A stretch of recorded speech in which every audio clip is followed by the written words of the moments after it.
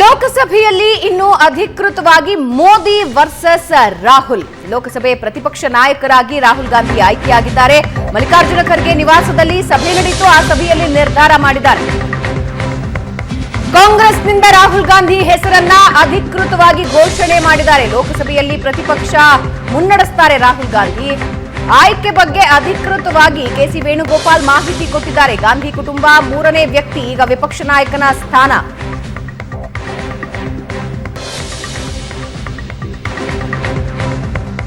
ರಾಜೀವ್ ಗಾಂಧಿ, ಸೋನಿಯಾ ಗಾಂಧಿ ಬಳಿಕ ರಾಹುಲ್ ಗಾಂಧಿ ವಿಪಕ್ಷ ನಾಯಕ. ವಿಪಿ ಸಿಂಗ್ ಸರ್ಕಾರದ ಅವಧಿಯಲ್ಲಿ ವಿಪಕ್ಷ ನಾಯಕರಾಗಿದ್ರು ರಾಜೀವ್ ಗಾಂಧಿ. 1 ವರ್ಷ 5 ದಿನ ವಿಪಕ್ಷ ನಾಯಕರಾಗಿದ್ರು. ವಿಪಕ್ಷ ನಾಯಕನಾಗಿ ಕಾರ್ಯನಿರ್ವಹಿಸಿದ್ರು ರಾಜೀವ್ ಗಾಂಧಿ. ಅಟಲ್ ಬಿಹಾರಿ ವಾಜಪೇಯಿ ಕಾಲದಲ್ಲಿ ಸೋನಿಯಾ ಗಾಂಧಿ ಪ್ರತಿಪಕ್ಷ ನಾಯಕಿಯಾಗಿದ್ರು. 4 ವರ್ಷ 98 ದಿನಗಳ ಕಾಲ ಕಾರ್ಯನಿರ್ವಹಿಸಿದ್ರು ಸೋನಿಯಾ ಗಾಂಧಿ. ಈಗ ಮೋದಿ ನೇತೃತ್ವದ ಸರ್ಕಾರದ ಅವಧಿಯಲ್ಲಿ ರಾಹುಲ್ ಗಾಂಧಿ ವಿಪಕ್ಷ ನಾಯಕ ಸ್ಥಾನ ಅಲಂಕರಿಸಿದ್ದಾರೆ.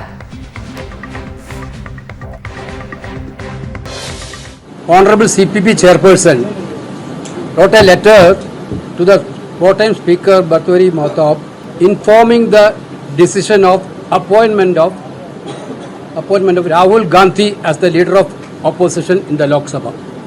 Other office bearers will be decided later. That's all. Namaskar. Honorable CPP Chairperson wrote a letter to the four-time Speaker Bhartwari Mahtab informing the ಲೋಕಸಭೆಯಲ್ಲಿ ನೂತನ ಸ್ಪೀಕರ್ ಆಯ್ಕೆಗೆ ಮೆಗಾ ಟ್ವಿಸ್ಟ್. ಈ ಬಾರಿ ಅವಿರೋಧ ಆಯ್ಕೆ ನಿರೀಕ್ಷೆಯಲ್ಲಿದ್ದ ಬಿಜೆಪಿಗೆ ಬಿಗ್ ಶಾಕ್. ಅಗತ್ಯ ಸಂಖ್ಯೆ ಇಲ್ಲದೇ ಇದ್ರೂ ವಿಪಕ್ಷಗಳಿಂದ ಅಭ್ಯರ್ಥಿಯನ್ನ ಕಣಕ್ಕೆ ಇಳಿಸಲಾಗಿದೆ. ಕುತೂಹಲ ಮೂಡಿಸ್ತಾ ಇದೆ ಐಎನ್ಡಿಎ ಮೈತ್ರಿಕೂಟದ ನಡೆ. ವಿಪಕ್ಷಗಳ ಸ್ಪೀಕರ್ ಅಭ್ಯರ್ಥಿಯಾಗಿ ಕೆ ಸುರೇಶ್ ನಾಮಪತ್ರ ಸಲ್ಲಿಸಿದ್ದಾರೆ.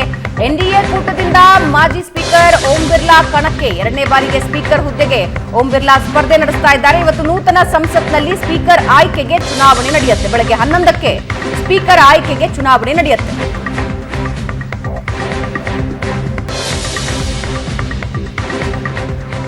ಪ್ರಶಾಂತ್, 2 ಪ್ರಮುಖ ವಿಷಯಗಳು. ಒಂದು, ರಾಹುಲ್ ಗಾಂಧಿ ವಿಪಕ್ಷ ನಾಯಕರಾಗಿ ಆಯ್ಕೆಯಾಗಿದ್ದಾರೆ. ಐ ಥಿಂಕ್ ರಾಹುಲ್ ಗಾಂಧಿಯ ವಿಷಯಕ್ಕೆ ಬಂದಾಗ it is a right choice. ಅವರ ಆಯ್ಕೆ ಸರಿ ಹೋಯಿತು. ಇವಾಗ ಇನ್ನೊಂದು, ವಿಪಕ್ಷ ಮತ್ತು ಎನ್ಡಿಎ ಇಬ್ಬರೂ ಕೂಡ ಸ್ಪೀಕರ್ ಆಯ್ಕೆಗೆ ಅಭ್ಯರ್ಥಿಗಳನ್ನು ಕಣಕ್ಕಿಳಿಸಿದ್ದಾರೆ. ಕಾಂಗ್ರೆಸ್ ವರ್ಕಿಂಗ್ ಕಮಿಟಿ ಸಭೆಯಲ್ಲೂ ಕೂಡ ರಾಹುಲ್ ಗಾಂಧಿ ವಿಪಕ್ಷದ ನಾಯಕನಾಗಿ ಕೆಲಸ ಮಾಡಬೇಕು ಅಂತಕ್ಕಂಥದ್ದನ್ನು ಆಗ್ರಹ ಮಾಡಲಾಗಿತ್ತು. ಸ್ವಲ್ಪ ಸಮಯ ಕೇಳಿದರು. ಆದರೆ ನಿನ್ನೆ ಅಧಿಕೃತವಾಗಿ ಸೋನಿಯಾ ಗಾಂಧಿ ಪ್ರೊಟೆಮ್ ಸ್ಪೀಕರ್ ಭಾತೃಹರಿ ಮೆಹತಾಬ್ರಿಗೆ ಪತ್ರ ಬರೆದ ನಂತರ ರಾಹುಲ್ ಗಾಂಧಿ ವಿಪಕ್ಷ ನಾಯಕನ ಕುರ್ಚಿಯಲ್ಲೂ ಕೂಡ ನಿನ್ನೆ ಕುಳಿತಿದ್ರು. ಕುರ್ಚಿ ಅಂದರೆ ವಿಪಕ್ಷದ ಸಾಲಿನಲ್ಲಿ ಏನು ಕೊಡ್ತಾರೆ, ಮೊದಲು ಡೆಪ್ಯೂಟಿ ಸ್ಪೀಕರ್ ಬರ್ತಾರೆ, ನಂತರ ವಿರೋಧ ಪಕ್ಷದ ನಾಯಕರಿಗೆ ಕುರ್ಚಿ ಇರುತ್ತೆ. ಮೊದಲ ಬಾರಿ ರಾಹುಲ್ ಗಾಂಧಿ, ಇಲ್ಲಾಂದರೆ ಹಿಂದಿನ ಸಾಲಿನಲ್ಲಿ ಕುಳಿತುಕೊಳ್ತಾ ಇದ್ರು ರಾಹುಲ್ ಗಾಂಧಿ. ಮೊದಲ ಸಾಲಿನಲ್ಲಿ ಬಂದು ರಾಹುಲ್ ಗಾಂಧಿ ಕುಳಿತುಕೊಂಡಿದ್ದಾರೆ. ಲೋಕಸಭೆಯ ಅಧಿಕೃತ ವಿರೋಧ ಪಕ್ಷದ ನಾಯಕರಾಗಿ ರಾಹುಲ್ ಗಾಂಧಿ ಕೆಲಸ ನಿರ್ವಹಿಸಲಿದ್ದಾರೆ. ಕಳೆದ 10 ವರ್ಷಗಳಲ್ಲಿ ಕಾಂಗ್ರೆಸ್ಗೆ ಅಧಿಕೃತ ಸ್ಥಾನಮಾನ ಸಿಕ್ಕಿರಲಿಲ್ಲ. ಈ ಬಾರಿ 99 ಸೀಟ್ ಬಂದ ನಂತರ ಕಾಂಗ್ರೆಸ್ಗೆ ಆ ಒಂದು ಅಧಿಕೃತ ಸ್ಥಾನಮಾನ ಸಿಕ್ಕಿದೆ. ರಾಹುಲ್ ಗಾಂಧಿ ವಿರೋಧ ಪಕ್ಷದ ನಾಯಕರಾಗಿ ಹೇಗೆ ಕೆಲಸ ನಿರ್ವಹಿಸ್ತಾರೆ ಅಂತಕ್ಕಂಥದ್ರ ಬಗ್ಗೆ ಒಂದು ದೊಡ್ಡ ಕುತೂಹಲ ಇದೆ. ಇನ್ನೊಂದು, ನಿನ್ನೆ ನಡೆದಿರ್ತಕ್ಕಂಥ ಮಹತ್ವಪೂರ್ಣ ಬೆಳವಣಿಗೆ ಏನಂತಂದರೆ, ನಿನ್ನೆ ಬೆಳಗ್ಗೆಯಿಂದ ರಾಜನಾಥ್ ಸಿಂಗ್ ವಿಪಕ್ಷಗಳ ನಾಯಕರನ್ನು ಸಂಪರ್ಕಿಸುವ ಪ್ರಯತ್ನವನ್ನು ಮಾಡಿದರು. ಸಾಕಷ್ಟು ಮಾತುಕತೆಯೂ ಕೂಡ ನಡೆಯಿತು. ಕೆಸಿ ವೇಣುಗೋಪಾಲ್ ಜೊತೆಗೂ ಕೂಡ ರಾಜನಾಥ್ ಸಿಂಗ್ ಮಾತುಕತೆಯನ್ನು ನಡೆಸಿದರು. ಅವಿರೋಧವಾಗಿ ಸ್ಪೀಕರ್ ಆಯ್ಕೆ ಪ್ರಕ್ರಿಯೆಯ ಒಂದು ಪರಿಪಾಠ ಏನಿದೆ ಅದನ್ನು ಮುಂದುವರಿಸೋಣ ಅಂತಕ್ಕಂಥದ್ದನ್ನು ಸರ್ಕಾರ ವಿಪಕ್ಷಗಳಿಗೆ ಒಂದು ಆಫರನ್ನು ನೀಡಿತು. ವಿಪಕ್ಷಗಳಿಗೆ ಮನವಿಯನ್ನು ಕೂಡ ಮಾಡಿಕೊಳ್ತು.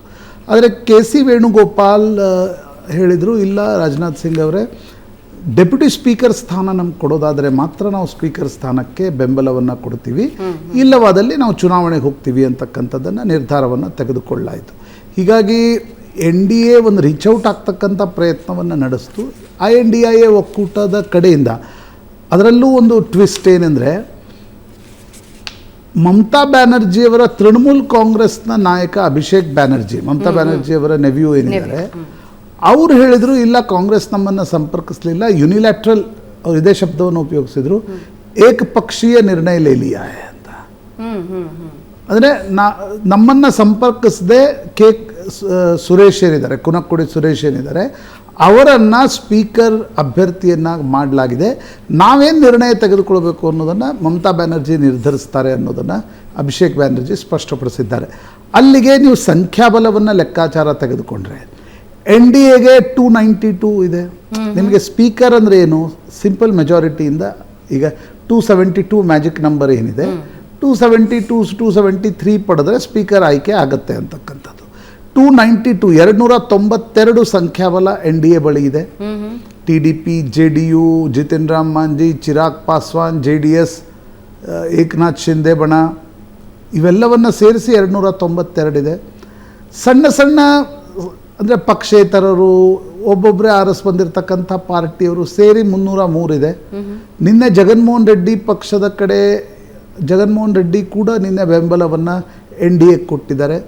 ಅಕಾಲಿ ದಳದ ಹರ್ಸಿಮ್ರತ್ ಕೌರ್ ಬಾದಲ್ ಗೆದ್ದು ಬಂದಿದ್ದಾರೆ.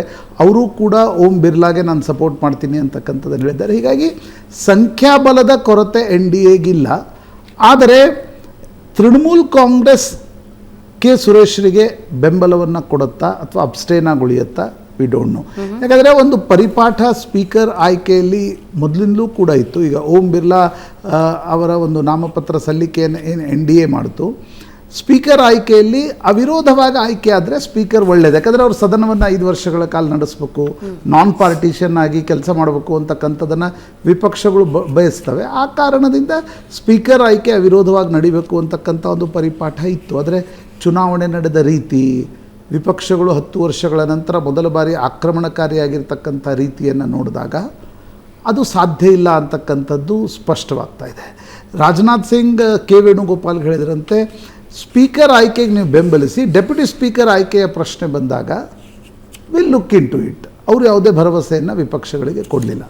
ಒಂದು ಪರಿಪಾಠ ಮೊದಲಿಂದಲೂ ಕೂಡ ಇದೆ, ಸ್ಪೀಕರ್ ಮತ್ತು ಡೆಪ್ಯೂಟಿ ಸ್ಪೀಕರ್ ಅವಿರೋಧವಾಗಿ ಆಯ್ಕೆ ಆಗಬೇಕು. ಸ್ಪೀಕರ್ ಆಡಳಿತ ಪಕ್ಷದವರಿದ್ದರೆ ಡೆಪ್ಯೂಟಿ ಸ್ಪೀಕರ್ ಒಂದು ವಿಪಕ್ಷಗಳಿಗೆ ಕೊಡ್ತಕ್ಕಂಥ ಪರಿಪಾಠ ಇದೆ.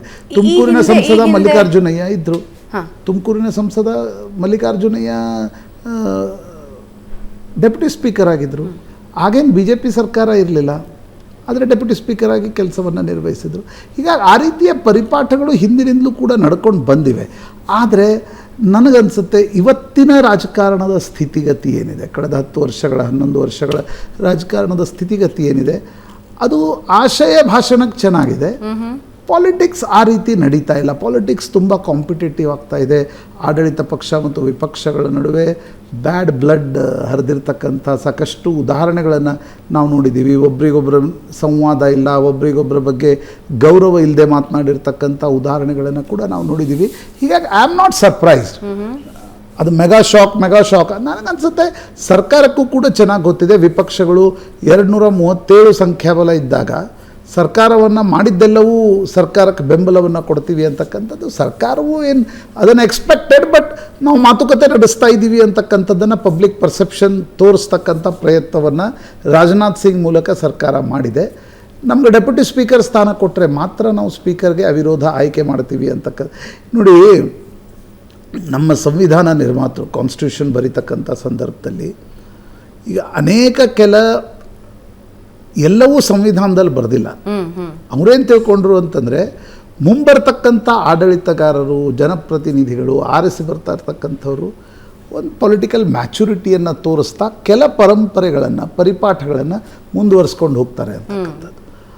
ಆದರೆ ಬರ್ತಾ ಬರ್ತಾ ಬರ್ತಾ ರಾಜಕಾರಣ ಈ ಸೋಷಿಯಲ್ ಮೀಡಿಯಾ ಮತ್ತು ಮೀಡಿಯಾಗಳ ಯುಗದಲ್ಲಿ ಹೆಂಗಾಗಿದೆ ಅಂತಂದರೆ, ಇಷ್ಟು ಕಾಂಪಿಟೇಟಿವ್ ಆಗಿದೆ. ನೀವು ಸ್ಪೀಕರ್ ಅವಿರೋಧ ಆಯ್ಕೆ ಆದ ತಕ್ಷಣ ಈಗ ಕಾಂಗ್ರೆಸ್ ಏನು ಹೇಳ್ತಾ ಇದೆ, ಡೆಪ್ಯೂಟಿ ಸ್ಪೀಕರ್ ಸ್ಥಾನ ನಮ್ಗೆ ಕೊಡಬೇಕು ಅಂತ. ಕರ್ನಾಟಕದಲ್ಲಿ ಕೊಟ್ರ ಅಥವಾ ಬೇರೆ ರಾಜ್ಯಗಳಲ್ಲಿ ಕಾಂಗ್ರೆಸ್ ಬಹುಮತ ಬಂದಾಗ ಡೆಪ್ಯೂಟಿ ಸ್ಪೀಕರ್ ಸ್ಥಾನ ಕೊಡ್ತಾ ಇದೆ. It's not only BJP or Congress. ಇವತ್ತಿನ ರಾಜಕಾರಣವೇ ಹಾಗಾಗಿ ಹೋಗಿದೆ. ಅರವಿಂದ್ ಕೇಜ್ರಿವಾಲ್ ಹೇಗೆ ನಡೆಸ್ತಾರೆ ಸದನವನ್ನು, ಅಖಿಲೇಶ್ ಯಾದವ್ ಹೇಗೆ ನಡೆಸ್ತಿದ್ರು, ಮಾಯಾವತಿ ಮತ್ತು ಮುಲಾಯಂ ಸಿಂಗ್ ನಡುವೆ ಏನೆಲ್ಲ ನಡೀತು ಗೆಸ್ಟ್ ಹೌಸ್ನಲ್ಲಿ. ಇವತ್ತಿನ ರಾಜಕಾರಣ ಆ ಪರಿಸ್ಥಿತಿಗೆ ಬಂದು ತಲುಪಿದೆ. ಒಳ್ಳೆಯದಲ್ಲ, ಆದರೆ ಬಂದು ತಲುಪಿದೆ. We have to accept it. And ನನಗೇನೋ ಅದು ಭಾರಿ ಆಶ್ಚರ್ಯ ಆಗಿಲ್ಲ. ಇಲ್ಲ ಸ್ಪೀಕರ್ ಸ್ಥಾನಕ್ಕೆ ಚುನಾವಣೆ. ಪರಿಪಾಠ ಇಲ್ಲ. ಆದರೆ ಇವತ್ತಿನ ರಾಜಕೀಯದಲ್ಲಿ ಇಷ್ಟು ಕಾಂಪಿಟೇಟಿವ್ನೆಸ್ ಇದೆ, ಒಬ್ರಿಗೊಬ್ರು ಇಷ್ಟು ಹೀಗಳಿತಾರೆ, ಹಂಗಿಸ್ತಾರೆ, ಇಷ್ಟೊಂದು ಪ್ರತಿ ಅವಮಾನಗಳು ನಡೀತವೆ, ಆರೋಪ ಪ್ರತ್ಯಾರೋಪಗಳು ನಡೀತವೆ.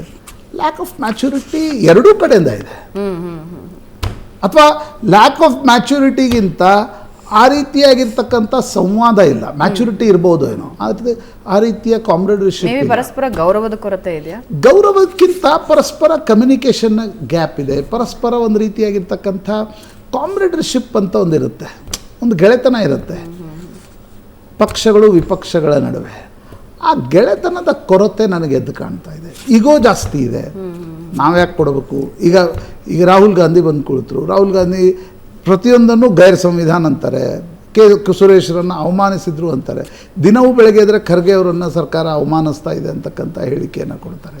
ಇನ್ನೊಂದು ಕಡೆ ಸರ್ಕಾರದ ಕಡೆಯಿಂದಲೂ ಕೂಡ ರಾಹುಲ್ ಗಾಂಧಿ ಬಗ್ಗೆ ಅದೇ ರೀತಿಯ ಹೇಳಿಕೆಗಳು ಬರ್ತವೆ. ಈಗ ನನಗನ್ಸುತ್ತೆ ಪರಸ್ಪರ ಸಂವಹನದ ಕೊರತೆ ಇದೆ ಮತ್ತು ಪಾಲಿಟಿಕ್ಸ್ ಇವತ್ತು ಹಾಗಾಗಿ ಕೂತಿದೆ ಭಾವನಾ. ಈ ವಾಜಪೇಯಿ ಕಾಲದಲ್ಲಿ ಪರಸ್ಪರ ಗೌರವದ ವಿಷಯ ಬಂದಾಗ ಹೆಂಗಿರ್ತಿತ್ತು ಪ್ರಶಾಂತ್? ಅಂದ್ರೆ ನಾನು ಕೇಳ್ಪಟ್ಟಿರೋದು ವಾಜಪೇಯಿ ಬಗ್ಗೆ ವಿಪಕ್ಷ ನಾಯಕರಲ್ಲೂ ಅದೊಂದು ಗೌರವ ಇರ್ತಾ ಇತ್ತು. At the same time Vajpayee ಅವರು ಕೂಡ, ಬರೀ ವಾಜಪೇಯಿ ಯಾಕೆ, ಪಂಡಿತ್ ನೆಹರು ಕಾಲದಿಂದ ಪಂಡಿತ್ ನೆಹರು ವಾಜಪೇಯಿ ಅವರ ಮೊದಲ ಭಾಷಣವನ್ನು ಕೇಳಿ ಅಟಲ್ ಬಿಹಾರಿ ವಾಜಪೇಯಿ ಅವ್ರಿಗೆ ಬೆಂತಿದ್ರು. ಇಂದಿರಾ ಗಾಂಧಿ ಕಾಲದಲ್ಲಿ ಸ್ವಲ್ಪ ಅದರ ಕೊರತೆ ಇತ್ತು. ಯಾಕಂದರೆ ಇಂದಿರಾ ಗಾಂಧಿಯವರ ನಂತರದ ಏನೊಂದು ಬಾಂಗ್ಲಾದೇಶದ ಯುದ್ಧದ ನಂತರದ ಸ್ಥಿತಿಗತಿಯಲ್ಲಿ ಇಂದಿರಾ ಗಾಂಧಿ ಒಂದು ರೀತಿಯ ಡಿಕ್ಟೇಟರ್ ರೀತಿ ರಾಜಕಾರಣವನ್ನು ತೆಗೆದುಕೊಂಡು ಹೋಗಿದ್ರು. ಆದರೆ ಉಳಿದ ಬಹುತೇಕ ಸಂದರ್ಭಗಳಲ್ಲಿ ಓಲ್ಡ್ ಸ್ಕೂಲ್ ಏನಿತ್ತು, ಈಗ ರಾಮ್ ಮನೋಹರ್ ಲೋಹಿಯಾ ಇದ್ದರು, ಪೀಲು ಮೋದಿ ಇದ್ದರು, ಅಟಲ್ ಬಿಹಾರಿ ವಾಜಪೇಯಿ ಇದ್ದರು, ಹಿರೇನ್ ಮುಖರ್ಜಿ ಇದ್ದರು, ಎಷ್ಟು ಕಾಮ್ರೇಡರ್ಶಿಪ್ ಇತ್ತು. ಒಂದ್ಸಲ ವಾಜಪೇಯಿ ಮತ್ತು ಹಿರೇನ್ ಮುಖರ್ಜಿ ಸೇರಿ ರಷ್ಯಾಕ್ಕೆ ಹೋಗಿದ್ರಂತೆ, ಮಾಸ್ಕೋ, ಸೋವಿಯತ್ ಯೂನಿಯನ್ ಟೂರ್ಗೆ ಹೋಗಿದ್ರಂತೆ. ಪಾರ್ಲಿಮೆಂಟ್ರಿ ಕನ್ಸಲ್ಟೇಟಿವ್ ಕಮಿಟಿ ಟೂರ್ ಹೋಗಿದ್ರಂತೆ. ಯೂಶಲಿ ಬೆಳಗ್ಗೆ ಗೊತ್ತಲ್ಲ, 5 ಸ್ಟಾರ್ ಹೋಟೆಲ್ಗಳಲ್ಲಿ ಬೆಳಗ್ಗೆನೇ ಒಂದು ಬ್ರೇಕ್ಫಾಸ್ಟ್, ಹೆವಿ ಬ್ರೇಕ್ಫಾಸ್ಟ್ ಮಾಡಿಬಿಡ್ತಾರೆ ಅನೇಕರು ವಿದೇಶಕ್ಕೆ ಹೋದಾಗ ಮಧ್ಯಾಹ್ನ. ಹಿರೇನ್ ಮುಖರ್ಜಿ ಎಷ್ಟೊತ್ತಾದರೂ ಬರಲೇ ಇಲ್ಲ ಅಂತೆ. ನಂತರ ವಾಜಪೇಯಿ ದಿನವೂ ಜೊತೆಗೆ ಬ್ರೇಕ್ಫಾಸ್ಟ್ ಮಾಡೋರು. ವಾಜಪೇಯಿ ಹಿರೇನ್ ಮುಖರ್ಜಿ ಅವ್ರ ರೂಮ್ಗೆ ಹೋದ್ರಂತೆ. ಅವರು ಸಪ್ತಶತಿ ಪಾರಾಯಣ ಮಾಡ್ತಿದ್ರಂತೆ. ಯಾರು? Hiren Mukherjee. He was a communist leader. Vajpayee ಹೇಳಿದ್ರಂತೆ, ಓ ಹಿರೇನ್ ದಾದಾ, ಅಬ್ ಮುझे ಪತಾ ಚಲಾ ಕಿ ಕಮ್ಯುನಿಸಮ್ ಬಂಗಾಲ್ ಮೇ ಟಿಕಾ ಕೈಸೆ ಹೈ. ಅಂದರೆ ಕಮ್ಯುನಿಸಮ್ ಯೂಶಲಿ ದೇವರನ್ನು ನಂಬಲ್ಲ, ಆದರೆ ಬಂಗಾಲಿಗಳು ಸಪ್ತಶತಿ ಪಾರಾಯಣ, ದೇವಿಯ ಸ್ತುತಿಗಳನ್ನು ಮಾಡ್ತಾರೆ. ಹೀಗಾಗಿ ಅಂದರೆ ಆ ರೀತಿಯ ಕಾಮ್ರೇಡರ್ಶಿಪ್ ಇತ್ತು. ಯಾಕೆ ನಿಮಗೆ ಇರಾಕ್ ಯುದ್ಧದ ಸಂದರ್ಭದಲ್ಲಿ ಜಾರ್ಜ್ ಬುಷ್ ವಾಜಪೇಯಿ ಮೇಲೆ ಬಹಳ ಪ್ರೆಷರನ್ನು ಹಾಕಿದ್ರು. ಇಲ್ಲ, ನೀವು ರಿಫಿಲ್ಗೆ ನಮ್ಮ ವಿಮಾನಗಳಿಗೆ ಅವಕಾಶವನ್ನು ಕೊಡಬೇಕು. ಅಫ್ಘಾನಿಸ್ತಾನ ಯುದ್ಧದ, ನಾಟ್ ಇರಾಕ್, ಅಫ್ಘಾನಿಸ್ತಾನ ಯುದ್ಧದ ಸಂದರ್ಭದಲ್ಲಿ ವಿಮಾನಗಳಲ್ಲಿ ಬಂದು ಇಳಿತವೆ, ರಿಫಿಲ್ ಆಗ್ತವೆ. ವಾಜಪೇಯಿ ಅವ್ರಿಗೆ ಮನಸ್ಸಿರಲಿಲ್ಲ. ಯಾಕಂದರೆ ಮುಸ್ಲಿಂ ದೇಶಗಳ ವಿರೋಧವನ್ನು ಕಟ್ಕೊಳ್ಬೇಕಾಗತ್ತೆ. ನಮಗೊಂದು ಸಂಬಂಧಗಳಿವೆ ಮುಸ್ಲಿಂ ಅಕ್ಕಪಕ್ಕದ ಮುಸ್ಲಿಂ ರಾಷ್ಟ್ರಗಳ ಜೊತೆ. ವಾಜಪೇಯಿ AB ಬರ್ಧನ್ ಮತ್ತು ಹರಿಕಿಶನ್ ಸಿಂಗ್ ಸುರ್ಜಿತ್ರನ್ನು ಕರೆದು ಹೇಳಿದರು, ಕ್ಯಾ ಆಜ್ಕಲ್ ಕಮ್ಯುನಿಸ್ಟ್ ಲೋಗ್ ಆಂದೋಲನ ಕರ್ನಾ ಭೂಲ್ ಗಯೇ ಕ್ಯಾ ಅಂತ. ಕಮ್ಯುನಿಸ್ಟರು ಆಂದೋಲನ ಮಾಡೋದು ನೆನಪಾರ್ಬಿಟ್ರ ಅಂತ. ಬರ್ಧನ್ಗಷ್ಟು ಗೊತ್ತಿತ್ತು. ಮರುದಿನ ಯಾವುದೇ ಕಾರಣಕ್ಕೂ ಭಾರತ ಅಮೆರಿಕಕ್ಕೆ ಸಹಾಯ ಕೊಡಬಾರ್ದು ಅನ್ನೋ ದೊಡ್ಡ ಆಂದೋಲನ. ಆಗ ಕಮ್ಯುನಿಸ್ಟರು ದಿಲ್ಲಿಯಲ್ಲಿ ಭಾಳ ಆಂದೋಲನಗಳನ್ನು ನಡೆಸ್ತಾ ಇದ್ರು. ಇತ್ತೀಚೆಗೆ ಆಂದೋಲನಗಳು ಕಡಿಮೆ ಆಗಿವೆ.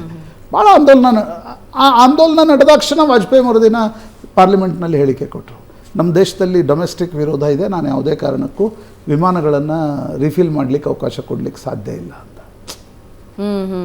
ಅಂದರೆ ಆ ರೀತಿಯ ಫ್ರೆಂಡ್ಶಿಪ್ ಆಗಿನ ಕಾಲದಲ್ಲಿ ಇವತ್ತು ಅಂದರೆ ಗೊತ್ತಿಲ್ಲ. ಅದು ಸಮ್ಮಿಶ್ರ ಸರ್ಕಾರದ ಯುಗ ಆದ ಕಾರಣದಿಂದ ಆ ರೀತಿಯ ಫ್ರೆಂಡ್ಶಿಪ್ಗಳಿದ್ವಾ?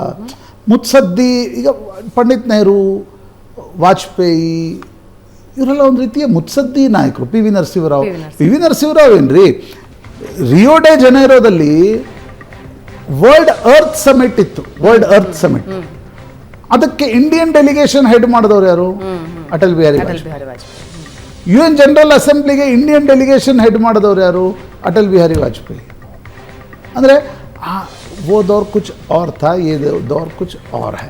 ನಾನು ಇದನ್ನ ಬರೀ ಸರ್ಕಾರದ ಕಡೆಯಿಂದ ಇಲ್ಲ, ಎಲ್ಲ ನಾಯಕರು ಬರ್ತಾರೆ, ವಿಪಕ್ಷನೂ ಬರುತ್ತೆ, ಸರ್ಕಾರನೂ ಬರುತ್ತೆ. ಸರ್ಕಾರನೂ ಈ ರೀತಿಯ ಒಂದು ಎಲ್ಲರನ್ನೂ ಒಟ್ಟಿಗೆ ತಗೊಂಡು ಹೋಗ್ಬೇಕು. ಅದು ಬರೀ ನಾಯಕರಲ್ಲಿಲ್ಲ, ನೀವು ಸೋಷಿಯಲ್ ಮೀಡಿಯಾದಲ್ಲಿ ನೋಡಿ ಕಾಮ್ರೇಡರ್ಶಿಪ್. ಇವತ್ತೇನೋ ಒಂದು ಮಾತಾಡ್ಬಿಟ್ರೆ ಅವರು ವಿರೋಧಿ, ಇವರೇನೋ ಮಾತಾಡ್ಬಿಟ್ರೆ ಅವ್ರು ವಿರೋಧಿ. ಕಾಯಂ ಅವರನ್ನು ಇವ್ರು ವಿರೋಧಿಸೋದು, ಇವರನ್ನು ಅವ್ರು ವಿರೋಧಿಸೋದು. ಡೆಮಾಕ್ರಸಿಯಲ್ಲಿ ಸಂವಹನ, ಸಂವಾದ, ಅದರ ಆದಾನ ಪ್ರದಾನ ಅದಕ್ಕೆ ಬಹಳ ಮಹತ್ವ ಇದೆ. ಆ್ಯಂಡ್ ಇವತ್ತಿನ ಸೋಷಿಯಲ್ ಮೀಡಿಯಾ ಯೋಗದಲ್ಲ ಅದಿಲ್ಲ. ನಮಗಂದರೆ ಈ ಸ್ಪೀಕರ್ ಆಯ್ಕೆ ಪ್ರಕ್ರಿಯೆಯಲ್ಲಿ ಚುನಾವಣೆ ನಡೀತಾ ಇರತಕ್ಕಂಥ ದೃಷ್ಟಿಯಿಂದ ನಾವು ಇದನ್ನೆಲ್ಲ ಮಾತನಾಡ್ತಾ ಇದ್ದೀವಿ. ಒಂದು ಪರಿಪಾಠ ಮೊದಲಿಂದೂ ಕೂಡ ಇತ್ತು, ಸ್ಪೀಕರ್ ಆಯ್ಕೆ ಅವಿರೋಧವಾಗಿ ನಡಿಬೇಕು ಅಂತಕ್ಕಂಥ. ಬಟ್ ಇವತ್ತಿನ ರಾಜಕಾರಣ ಆ ಸ್ಥಿತಿಯಲ್ಲಿ ಇಲ್ಲ. ರಾಜ್ಯ ಬಿಜೆಪಿಯ ಸಂಘಟನೆಯಲ್ಲಿ ಭಾರಿ ಬದಲಾವಣೆ ಆಗ್ತಾ ಇದೆ. ಜಿವಿ ರಾಜೇಶ್ ಸಂಘಕ್ಕೆ ವಾಪಸ್ ಹಿನ್ನೆಲೆ ದೊಡ್ಡ ಪ್ರಮಾಣದಲ್ಲಿ ಬದಲಾವಣೆ ಮಾಡಿದೆ ಆರ್ಎಸ್ಎಸ್. ಎಲ್ಲ ವಿಭಾಗದ ಸಂಘಟನಾ ಪ್ರಧಾನ ಕಾರ್ಯದರ್ಶಿಗಳು ಸಂಘಟನಾ ಕಾರ್ಯದರ್ಶಿಗಳನ್ನ ವಾಪಸ್ ಕರೆಸಿಕೊಂಡಿದೆ ಆರ್ಎಸ್ಎಸ್. ಎಲ್ಲ 10 ವಿಭಾಗದ ಸಂಘಟನಾ ಕಾರ್ಯದರ್ಶಿಗಳು ವಾಪಸ್ ಆಗಿದ್ದಾರೆ. ಸಂಘಟನಾ ಕಾರ್ಯದರ್ಶಿ ಮತ್ತು ಸ್ಥಳೀಯ ಲೀಡರ್ಸ್ ಮಧ್ಯೆ ಹೊಂದಾಣಿಕೆಯ ಕೊರತೆ, ವೈಯಕ್ತಿಕ ಹಿತಾಸಕ್ತಿ ಹೆಚ್ಚುತ್ತಾ ಇದೆ ಅನ್ನೋ ಆರೋಪ ಕೇಳಿಬಂದಿತ್ತು. ಆರೋಪ ಹೆಚ್ಚಿದ ಹಿನ್ನೆಲೆಯಲ್ಲಿ ಎಲ್ಲ ಕಾರ್ಯದರ್ಶಿಗಳು ವಾಪಸ್.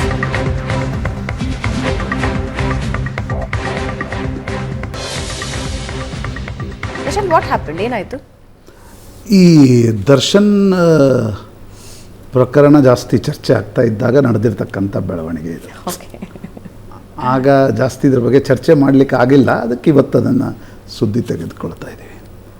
ತುಂಬ ವರ್ಷಗಳ ನಂತರ RSS ಕೆಲ ಮಹತ್ವಪೂರ್ಣ ನಿರ್ಧಾರಗಳನ್ನು ತೆಗೆದುಕೊಂಡಿದೆ.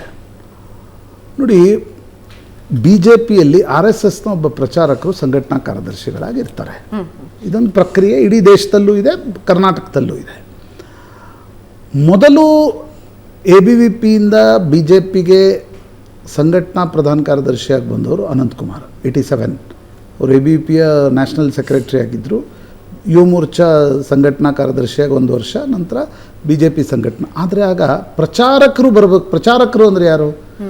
RSSಗೋಸ್ಕರ ಮದುವೆ ಆಗದೆ ಫುಲ್ ಟೈಮರ್ ಆಗಿ ದುಡಿತಾ ಇರ್ತಕ್ಕಂಥವ್ರು, ಮದುವೆ ಆಗದೆ ದುಡಿತಾ ಇರ್ತಕ್ಕಂಥ ಅನಂತಕುಮಾರ್, ಅರವಿಂದ್ ಲಿಂಬಾವಳಿ ಮತ್ತು ವಾಮನಾಚಾರ್ಯ ಇವರು ABVPಯಿಂದ ಬಂದರು. ಪ್ರಚಾರಕರಂತ ಇರಲಿಲ್ಲ ಅವರು. ಆದರೆ 2005-6ರಲ್ಲಿ ಯಾವಾಗ BJPಯಲ್ಲಿ ದೊಡ್ಡ ಮಟ್ಟದ ಗಲಾಟೆ ಅನಂತಕುಮಾರ್ ಮತ್ತು ಯಡಿಯೂರಪ್ಪ ನಡುವೆ ಆರಂಭ ಆಯಿತು, ಆಗ BL ಸಂತೋಷ್ ಶಿವಮೊಗ್ಗದ ವಿಭಾಗ ಪ್ರಚಾರಕರಾಗಿದ್ದರು. ನಂಗೆ ಇನ್ನೂ ನೆನಪಿದೆ, ಯಾಕಂದರೆ 2006ರಲ್ಲಿ ನಾನು ಈ ಪಶ್ಚಿಮ ಘಟ್ಟದ ನಕ್ಸಲೀಯರ ಬಗ್ಗೆ ಒಂದು ಡಾಕ್ಯುಮೆಂಟ್ರಿಯನ್ನು ಮಾಡ್ತಿದ್ದೆ ಕಾಲೇಜ್. ಆಗ ಸಂತೋಷ್ ಶಿವಮೊಗ್ಗದಲ್ಲಿದ್ದರು. I met him that time. ಅವರನ್ನು ಸದಾನಂದ ಗೌಡರು ಅಧ್ಯಕ್ಷರಾದಾಗ ರಾಜ್ಯ ಸಂಘಟನಾ ಕಾರ್ಯದರ್ಶಿಯಾಗಿ he was the first pracharak of RSS. ಅದಾದಮೇಲೆ ಅರುಣ್ ಕುಮಾರ್ ಬಂದರು, ಅವರನ್ನು ಕೂಡ ತೆಗೆಯಲಾಯಿತು. ಸಂತೋಷ್ ಅವರು ದಿಲ್ಲಿಗೆ ಹೋದರು. ಅದಾದಮೇಲೆ GV ರಾಜೇಶ್ ಬಂದರು. GV ರಾಜೇಶ್ರನ್ನು 1.5 ವರ್ಷಗಳ ಅವಧಿಯಲ್ಲೇ ತೆಗೆಯುವ ಅಥವಾ ವಾಪಸ್ ಕರೆಸಿಕೊಳ್ಳುವ ನಿರ್ಣಯವನ್ನು RSS ತೆಗೆದುಕೊಳ್ಳಬೇಕಾಯಿತು. ಅದಕ್ಕೆ ನಾನಾ ಕಾರಣಗಳಿವೆ. ಆದರೆ ಅದರ ಜೊತೆಗೆ ಇಂಟ್ರೆಸ್ಟಿಂಗ್ಲಿ ಸಂತೋಷ್ ಅವರು ಒಂದು ಸಿಸ್ಟಮನ್ನು ತಂದಿದ್ರು. ಪ್ರತಿ 2 ಜಿಲ್ಲೆಗೆ 3 ಜಿಲ್ಲೆಗೆ ಸೇರಿಸಿ ವಿಭಾಗ ಸಂಘಟನಾ ಕಾರ್ಯದರ್ಶಿಗಳು, ಅಂದರೆ ಅವರೇನು ಪ್ರಚಾರಕರಂತಿರಲ್ಲ, ABVP ಬೇರೆ ಬೇರೆ ಸಂಘಟನೆಗಳಲ್ಲಿ ದುಡಿದಿರ್ತಾರೆ, ಅವರನ್ನು ವಿಭಾಗ ಸಂಘಟನಾ ಕಾರ್ಯದರ್ಶಿಗಳಾಗಿ ನೇಮಿಸ್ತಕ್ಕಂಥದ್ದು. ಅವರ ಬಗ್ಗೆ ಸ್ಥಳೀಯ ನಾಯಕರಿಗೆ ತೀವ್ರ ವಿರೋಧ ಇತ್ತು. ಅವರು ಅನಗತ್ಯವಾಗಿ ನಮ್ಮ ಕೆಲಸದಲ್ಲಿ ಹಸ್ತಕ್ಷೇಪ ಮಾಡ್ತಾರೆ, ಅವರು ಮಾತಿಗೆ ಬೆಂಗಳೂರಿನ ಹೆಸರು ತೆಗೆದುಕೊಂಡು ಬಂದು ಇಲ್ಲಿ ಸಂಘಟನೆ ಮಾಡೋದಕ್ಕಿಂತ ಹೆಚ್ಚು ಪಾಲಿಟಿಕ್ಸ್ ಮಾಡ್ತಾರೆ. ಈ ರೀತಿ ವಿರೋಧ ಭಾಳ ಇತ್ತು. ಬೆಂಗಳೂರಿನ ಸಂಘಟನಾ ಕಾರ್ಯದರ್ಶಿಯಿಂದ ಹಿಡಿದು ಧಾರವಾಡದ ಸಂಘಟನಾ ಕಾರ್ಯದರ್ಶಿಗಳವರೆಗೆ ಎಲ್ಲ MLAಗಳು, ಸಚಿವರಿಗೆ ಅವ್ರ ಬಗ್ಗೆ ಭಾಳ ವಿರೋಧ ಇತ್ತು. ಕೊನೆಗೂ ಅಂದರೆ ನೋಡಿ, RSS ಒಂದು ನಿರ್ಣಯವನ್ನು ಈಗ ತೆಗೆದುಕೊಂಡಿದೆ, ಇಲ್ಲ ಅವರನ್ನೆಲ್ಲ ಜವಾಬ್ದಾರಿಯಿಂದ ನಾವು ತೆಗಿತಾ ಇದ್ದೀವಿ ಅಂತಕ್ಕಂಥ ನಿರ್ಣಯವನ್ನು. ಮೊದಲ ಬಾರಿ ಕಳೆದ 1 ತಿಂಗಳಿನಿಂದ RSSನ ಪ್ರಚಾರಕರು ಇಲ್ಲದೆ, ವಿಭಾಗ ಸಂಘಟನಾ ಕಾರ್ಯದರ್ಶಿಗಳು ಇಲ್ಲದೆ ರಾಜ್ಯ BJP ಮುನ್ನಡೀತಾ ಇದೆ. ಇದು ಎಷ್ಟು ದಿನ ಮುಂದುವರಿಯುತ್ತೆ? ಈಗ ರಾಜೇಶ್ ನಂತರ ಯಾರನ್ನು ಕೊಡೋದೇ ಇಲ್ವಾ? ಯಾಕಂದರೆ ಅದಕ್ಕೆ ಇನ್ನೊಂದು ಕಾರಣವೂ ಕೂಡ ಇದೆ. RSSನ ಹಸ್ತಕ್ಷೇಪವೇ ಅನೇಕ ಬಾರಿ ವಿವಾದಕ್ಕೂ ಕೂಡ ಕಾರಣ ಆಗಿದೆ. RSSನ ನಿರ್ಣಯಗಳು ಕೂಡ, ಈಗ ಯಡಿಯೂರಪ್ಪನವ್ರನ್ನ ಕೆಳಗಿಳಿಸಿದ ನಿರ್ಣಯ, ಒಳ ಮೀಸಲಾತಿಯನ್ನು ಕೊಟ್ಟ ನಿರ್ಣಯ, ಇವೆಲ್ಲವೂ RSSನ ನಿರ್ಣಯವಾಗಿತ್ತು ಅಂತ ಹೇಳ್ತಾರೆ. ಆ ಕಾರಣದಿಂದ ಕೂಡ ಒಂದು ಮಟ್ಟದ ವಿರೋಧ ರಾಜ್ಯ BJPಯಲ್ಲಿ RSSನ ಅತಿಯಾದ ಹಸ್ತಕ್ಷೇಪದ ಬಗ್ಗೆ ಇದೆ. RSSನ ಸಹಾಯ ಬೇಕು ಅನ್ನೋದರಲ್ಲಿ ರಾಜ್ಯ BJP ಏಕಮತ ಇರಬಹುದು, ಆದರೆ ಅತಿಯಾದ ಹಸ್ತಕ್ಷೇಪದ ಕಾರಣದಿಂದ ವಿರೋಧ ಇದೆ. ಇತ್ತೀಚೆಗೆ JP ನಡ್ಡಾ ಒಂದು ಹೇಳಿಕೆಯನ್ನು ಕೊಟ್ಟರು. ನಮಗೆ ಬಿ ಜೆ ಪಿಗೆ ಆ ಮಟ್ಟದ ಕ್ಯಾಡರ್ ಇದೆ, ನಮಗೀಗೇನು ಆರ್ ಎಸ್ ಎಸ್ನ ಸಹಾಯ ಡೇ ಟು ಡೇ ಅಫೇರ್ಸ್ನಲ್ಲಿ ಬೇಕಿಲ್ಲ ಅಂತ. ಅದಾದ ಮೇಲೆ ಕರ್ನಾಟಕದಲ್ಲಿ ಜಿ ವಿ ರಾಜೇಶ್ ಅದು ಆ ಹೇಳಿಕೆಗೂ ಜಿ ವಿ ರಾಜೇಶ್ ಹಿಂತೆಗೆದುಕೊಳ್ಳೋಕ್ಕೆ ಕಾರಣ ಇಲ್ಲ, ಕಾರಣಗಳು ಬೇರೆ ಇವೆ. ಆದರೆ ಕಳೆದ ಒಂದೂವರೆ ತಿಂಗಳಿಂದ ನೋಡಿದಾಗ ಆರ್ ಎಸ್ ಎಸ್ ತುಂಬ ಹಸ್ತಕ್ಷೇಪವನ್ನು ಮಾಡುತ್ತೆ ಅಂತ ಅನ್ನಿಸ್ತಾ ಇಲ್ಲ. ಅಥವಾ ಸಂಘಟನಾ ಕಾರ್ಯದರ್ಶಿಯನ್ನು 1 ವರ್ಷಗಳ ಕಾಲ ಬೇಕಾದ್ರೆ ಕರ್ನಾಟಕದ ಬಿ ಜೆ ಪಿಯವರು ವಿಜೇಂದ್ರ ಅಧ್ಯಕ್ಷರಾಗಿದ್ದಾರೆ, ಅವ್ರು ನಡೆಸಲಿ, ಯಾಕೆ ನಾವು ಪ್ರಚಾರಕರನ್ನು ಕೊಡಬೇಕು, ವಿವಾದಗಳನ್ನು ಮೈ ಮೇಲೆ ಹೇಳ್ಕೊಳ್ಬೇಕು, ನಾವೇನೋ ಮಾಡಲಿಕ್ಕೆ ಹೋಗ್ಬೇಕು. ಜಗದೀಶ್ ಶೆಟ್ಟರ್ ಟಿಕೆಟ್ ತೆಗೆದಾಗ ಸಂತೋಷ್ ಹೆಸರು ಬಂತು, ಈಶ್ವರಪ್ಪನವರು ಟಿಕೆಟ್ ತೆಗೆದಾಗ ಆರ್ ಎಸ್ ಎಸ್ನ ಹೆಸರು ಬಂತು, ರಘುಪತಿ ಭಟ್ರ ಟಿಕೆಟ್ ತೆಗೆದಾಗ ಆರ್ ಎಸ್ ಎಸ್ನ ಹೆಸರು ಬಂತು. ಈ ಪ್ರಯೋಗಗಳನ್ನು ಮಾಡೋಕ್ಕೆ ಹೋಗಿ ನಾವ್ಯಾಕೆ ಹೆಸರು ಕೆಡಿಸ್ಕೊಳ್ಬೇಕು ಅಂತಕ್ಕಂಥದ್ದು ಕೂಡ ಕರ್ನಾಟಕದ ಆರ್ ಎಸ್ ಎಸ್ಗೆ ಅನಿಸ್ತಾ ಇದೆ. But this is interesting development. ಈ ಸುದ್ದಿಯನ್ನು ನಾವು ಇವತ್ತು ಯಾಕೆ ಹೇಳ್ತಾ ಇದ್ದೀವಿ ಅಂದರೆ, ಕರ್ನಾಟಕದ ಬಿ ಜೆ ಪಿಯ ದೃಷ್ಟಿಯಿಂದ ದಿಸ್ ಇಸ್ ಇಂಟ್ರೆಸ್ಟಿಂಗ್ ಡೆವಲಪ್ಮೆಂಟ್. ಇದು ಎಲ್ಲಿ ಹೋಗಿ ತಲುಪುತ್ತೆ, ಇನ್ನೊಂದು 5-6 ತಿಂಗಳು ಬಿಟ್ಟು ಇನ್ನೊಬ್ರು ಯಾರೋ ಬರ್ತಾರಾ? ಬಂದವರೆಲ್ಲರೂ ವಿವಾದಕ್ಕೀಡಾಗ್ತಾ ಇದ್ದಾರೆ. ಸಂತೋಷ್ ತೆಗೆದುಕೊಂಡ ನಿರ್ಣಯಗಳು ವಿವಾದಕ್ಕೀಡಾದವು. ಸಂತೋಷ್ ವರ್ಸಸ್ ಯಡಿಯೂರಪ್ಪ ಅನ್ನುವ ಮಟ್ಟಕ್ಕೆ ಹೋಯಿತು. ನಂತರ ಅರುಣ್ ಕುಮಾರ್ ಬಂದರು, ಅವರ ಸ್ವಭಾವನೇ ವಿವಾದಕ್ಕೀಡಾಗಿತ್ತು. He was hard worker, he was ideologically very committed. ಆದರೆ ಅವರ ಸ್ವಭಾವ, ಸಿಟ್ಟು, ಇದು ಕರ್ನಾಟಕದ ಬಿ ಜೆ ಪಿಯಲ್ಲಿ ಭಾಳ ದೊಡ್ಡ ಮಟ್ಟದ ಚರ್ಚೆಗೆ ಕಾರಣ ಆಯಿತು. ಜಿ ವಿ ರಾಜೇಶ್ ತೆಗೆದುಕೊಂಡಿರ್ತಕ್ಕಂಥ 2 ನಿರ್ಣಯಗಳು, ಒಂದು ಪ್ರತಾಪ್ ಸಿಂಗ್ರ ಟಿಕೆಟ್ ತೆಗೆದು ಯದುವೀರನ್ನ ತಂದರು, ದಟ್ ವಾಸ್ ರಾಜೇಶ್ ಡಿಸಿಷನ್ ಅಂತ ಹೇಳ್ತಾರೆ. ಮಂಗಳೂರಿನಲ್ಲಿ ನಳಿನ್ ಕುಮಾರ್ ಕಟೀಲ್ರನ್ನು ತಪ್ಪಿಸಿ ಬ್ರಿಜೇಶ್ ಚೌಟ ಕೊಡುವಲ್ಲಿ ರಾಜೇಶ್ರ ಪಾತ್ರ ಭಾಳ ದೊಡ್ಡದಿತ್ತು. ಆ ಕಾರಣದಿಂದ ಅಲ್ಲಿನ ಶಾಸಕರು ತಿರುಗಿ ಬಿದ್ದರು ಅಂತಕ್ಕಂಥದ್ದನ್ನು ಕೂಡ ಹೇಳ್ತಾರೆ. ಕೊನೆಗೆ ರಾಜೇಶ್ರನ್ನೇ ಚುನಾವಣೆಯ ನಂತರ ಬಿಡುಗಡೆಗೊಳಿಸಲಾಯಿತು. ಹೀಗಾಗಿ this is very interesting development. ಎಲ್ಲ ವಿಭಾಗ ಸಂಘಟನಾ ಕಾರ್ಯದರ್ಶಿಗಳು ಇಲ್ಲ, ರಾಜ್ಯ ಸಂಘಟನಾ ಕಾರ್ಯದರ್ಶಿಗಳು ಇಲ್ಲ. ಒಂದು ರೀತಿ ಆರ್ ಎಸ್ ಎಸ್ನ ಹಸ್ತಕ್ಷೇಪ ಇಲ್ಲದೆ ಬಿ ಜೆ ಪಿ ನಡೆಸ್ಲಿಕ್ಕೆ ಸಾಧ್ಯ ಆಗುತ್ತಾ? ನನಗೊಂದೊಂದ್ಸಲ ಅನಿಸುತ್ತೆ, ಗಾಂಧಿ ಕುಟುಂಬ ಇಲ್ಲದೆ ಕಾಂಗ್ರೆಸ್ ಹೇಗೆ ನಡೀಲಿಕ್ಕೆ ಸಾಧ್ಯ ಇಲ್ವೋ, ಆರ್ ಎಸ್ ಎಸ್ ಇಲ್ಲದೆ ಬಿ ಜೆ ಪಿ ಕೂಡ ನಡೆಸ್ಲಿಕ್ಕೆ ಸಾಧ್ಯ ಇಲ್ಲ.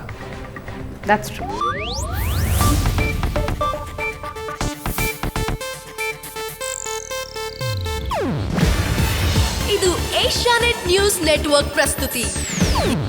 ನೀವು ನೋಡ್ತಿದ್ದೀರಾ ಏಷ್ಯಾನೆಟ್ ಸುವರ್ಣ ನ್ಯೂಸ್.